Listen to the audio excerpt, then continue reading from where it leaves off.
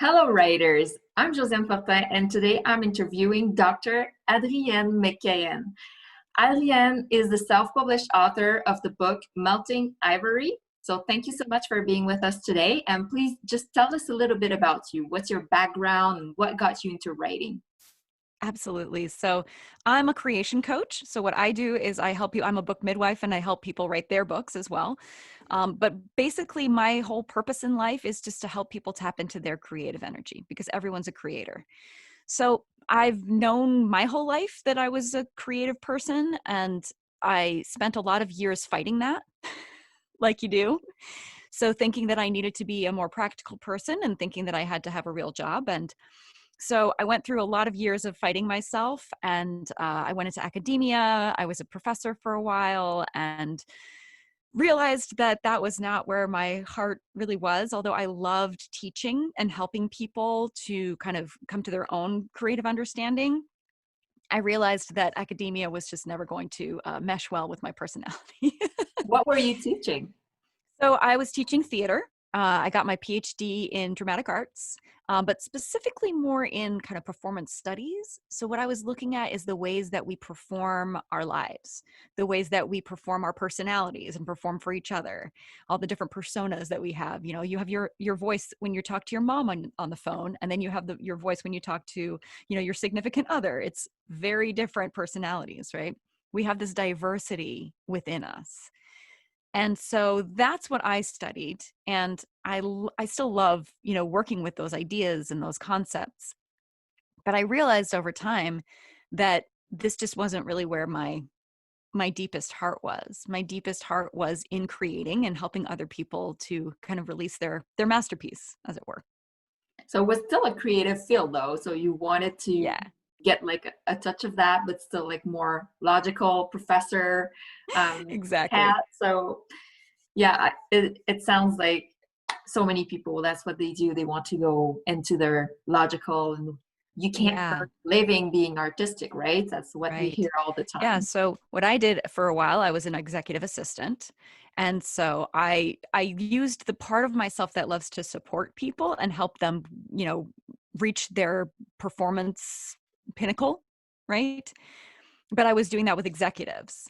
And so it was good in the sense that I was doing this thing that is my purpose, which is helping support people and help them reach their potential.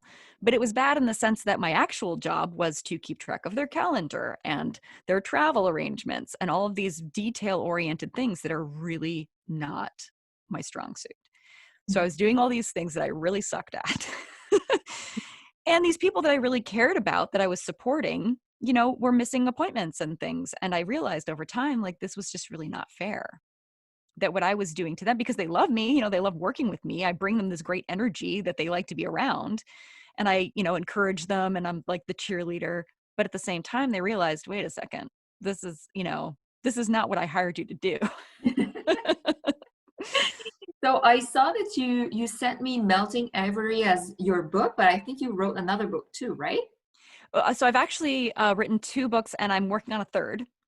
So Okay. the first book was actually my dissertation. And so I I published that as a book as well. But it's not as academic as you would think, it being a dissertation.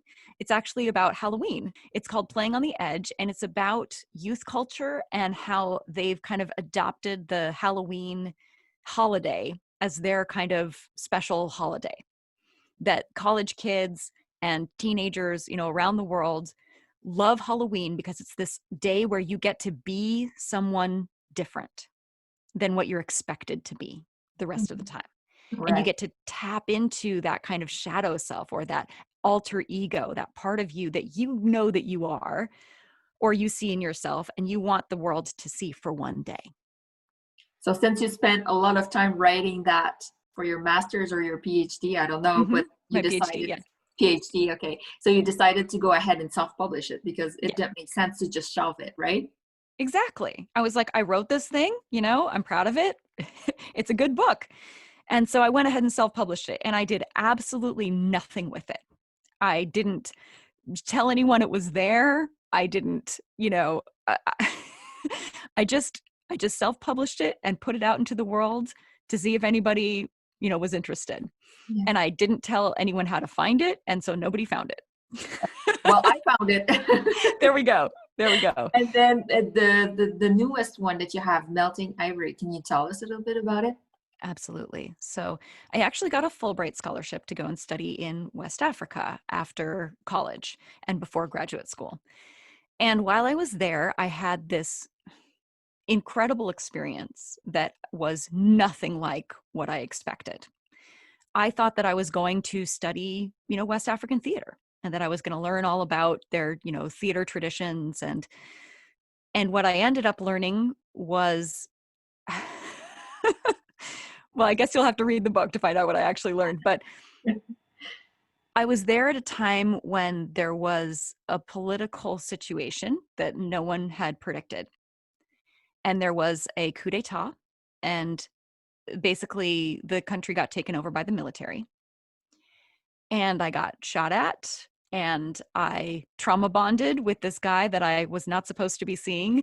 And we, had to kind of escape the country together.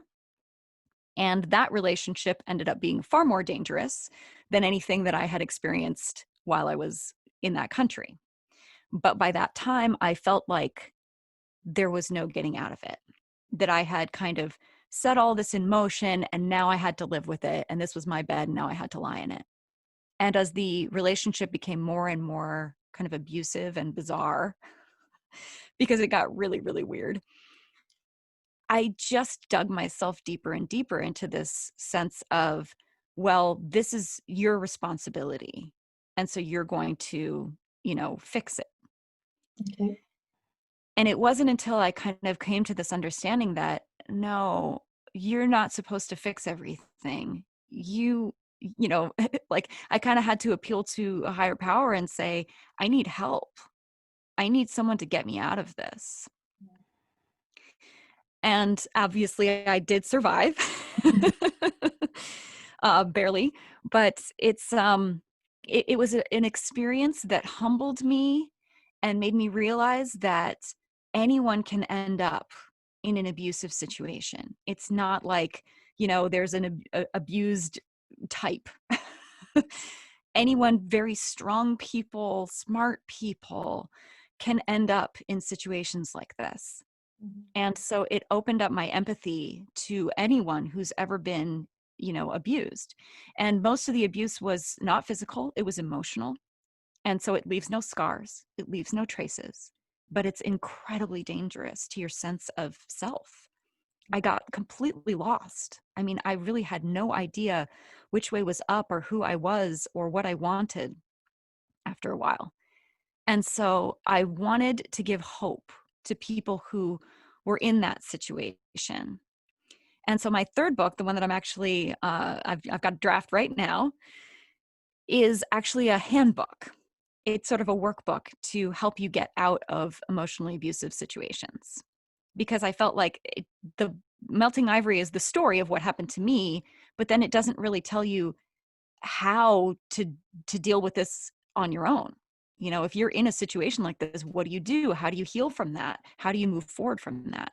Because what I found is after that situation, you'd think that I would be very sensitized to abuse and like avoid it like the plague. The exact opposite happened. I found myself over and over again ending up in these abusive patterns and these abusive relationships.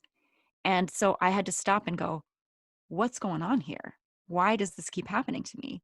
And the way I like to describe it, it's like I got stung by a bee, right? And I didn't like that, didn't feel good. And so I decided to become a beekeeper. I was going to figure out how bees work. I was going to learn what makes them sting and stop them from stinging. But I just got stung so many times that I became allergic to bees. So finally now I And do so stay the hell away from bees.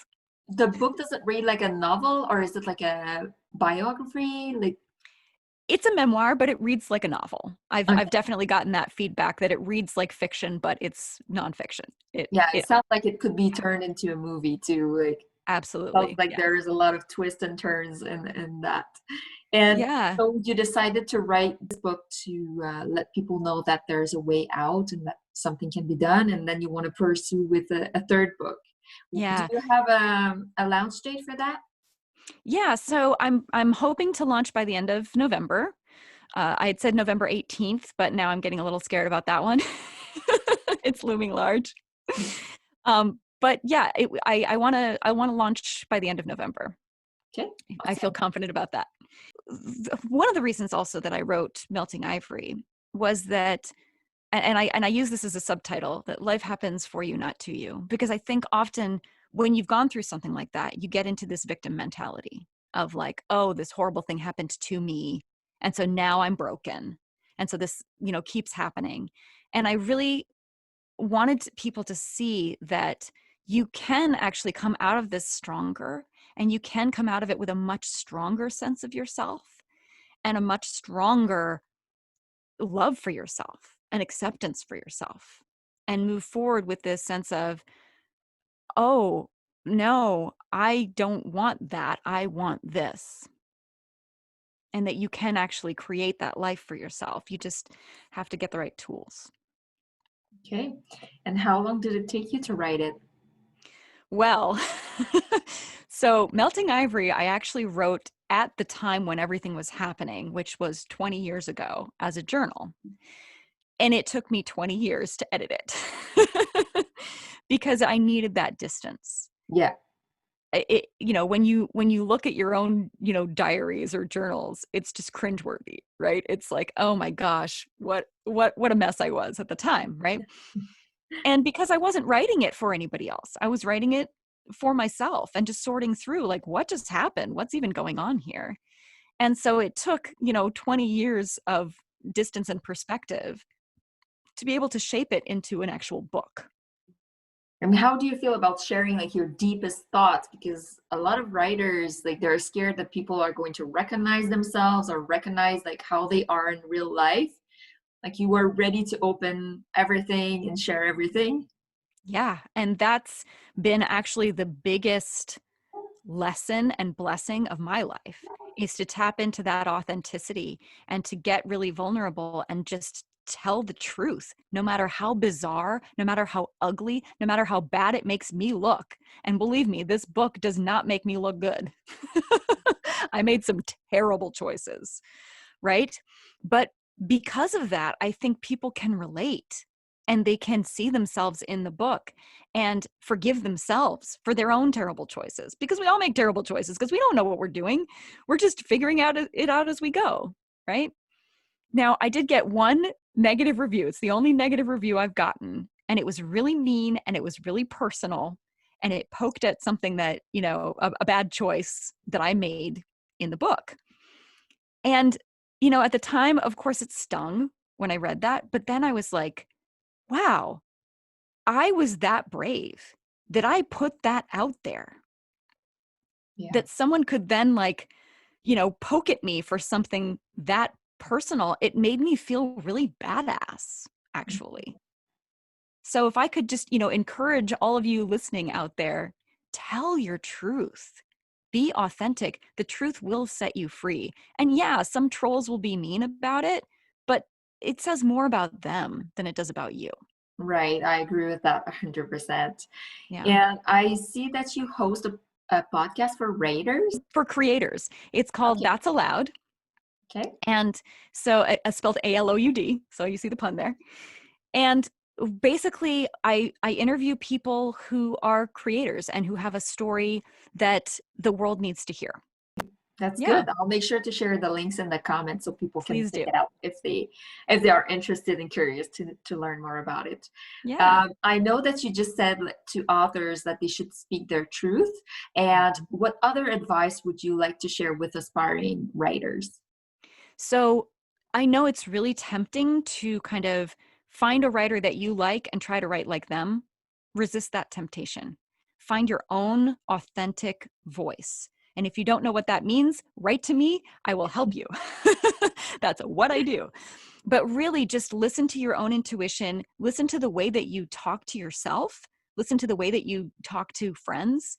Try to find that natural voice and write the way you speak. Put it into your own voice. And then suddenly it becomes very intimate and it becomes very special. and unique to you. That's a good advice. I like that. Yeah. What do you think was the hardest thing about becoming a self-published author? Figuring out all the technical aspects of it. I got some great, advice from friends who had done it before me, which was really helpful. But I really feel like most people need some support to help them through the process because it's not a self-evident process. There are some surprises as start the self-publishing process, and you're like, wait, I need a what? One of the things that I learned is that it's really worth it to pay someone who's really good at this stuff to create a cover page for you, because that is the first thing that people see, and they really need to kind of be sucked in by that visual language. And so if you don't happen to be a graphic designer, which you probably are not because you're a writer, hire someone to do that. It's really worth the investment. And do you only self-publish on Amazon or you used other platforms too? I have only used Amazon thus far, but I am interested in branching out into other platforms. Okay. And how do you promote your book? So mostly what I've done is gone through, you know, um, established companies that do that. But, a lot of it has also just been grassroots, using my podcast as a platform, going on other podcasts like this, and just talking to people about it. I've actually had some of my greatest success with people who just picked up my book because I mentioned it on social media and then told all their friends about it. And they, started a book club to read it. That's So, cool. yeah, And what did you hire people to do exactly? Did you get results from it? I got some results. Basically, what I did was I did a free giveaway of my book. And while I did that, I really hit it hard in terms of advertising. I advertised on all the, BookBub and all the things. And uh, and I got people to, just to download it and to read it to try to get more reviews was the thrust there. But I made a big mistake, which I will tell you now so that you don't make this big mistake, which is I didn't have any back matter. I didn't have a specific thing at the end of my book that said, "Thank you for reading my book, please review it." And so almost nobody did. Okay, so that's disappointing, but at least you got But some but traction on the book. Were you able to exactly. go very up high in the rankings? Yeah, so I was number one during that free giveaway. I was number one for a week in 2 different categories, which was very exciting. Yeah, and you get some sales Yeah, later on from that. So it's not all yeah, lost, yeah, but still. So exactly, now you went back and included a page saying like, please leave me a review on Amazon. Yeah, exactly, that's a exactly. good one. That's what I do in my books because I saw other self-published authors do that. And like, I Hmm. need a page like that for sure. Yeah, I mean, think about it. Like, you finish a book and you just kind of put it down, right? But if you have that prompt that says, "Thank you so much for reading this, please go give it a review," it's like, oh, okay, I can do that. When the author asks you personally, it feels like, "Hey, please review my book." It's like, oh, okay, yeah, that won't take me very long. It doesn't cost me anything. I can do Yeah, that. it's a little nudge that people might react to. They might not react to it, but it's not more expensive to just include it in the book. So I love that Exactly. too. Yeah. And one of my questions was, what other writing projects are you working on? So we talked about a third book. Do you have like any other books that you're planning to write in the future, or that's just too far away? Right now I'm very focused on this book, and I know I've got other books in me, but I'm not sure which one's gonna pop up next. I'm Yeah. I'm open. Plan to use your books more like in within your business, or would you branch out and do different things? So I think what I will create after this book is finished is an online course, specifically for my business to help people tell their own stories and kind of tap into their creative energy. But in terms of my books, they're more just like I said. It's when I've experienced something and I know that my wisdom could help somebody else in a similar situation. I feel a sense of responsibility, I guess, to get that story out there so that other people who are stuck in that situation have that kind of beacon of hope and inspiration and have some tools to help them, climb up out of that pothole that we're in together. So you teach people how to find their voices. Would you mind sharing like a couple of tips before we end the podcast? Like, can you share us some hints? Absolutely. So what I always recommend is start with a story that you love to tell. And I think everybody has, their story that they just kind of like to trot out at, dinner parties or whatever it is. You've got that story that you just like to tell it. And so take that seriously as a piece of art. Tell that story, look at it as a hero's journey. Try to think about, okay, so there was the moment of separation where I realized that something was amiss or I didn't fit. And so I needed to separate from what I was doing or my community at the time. Then there's this period of initiation where you're learning something, you're growing, you're changing. And then you have that reintegration.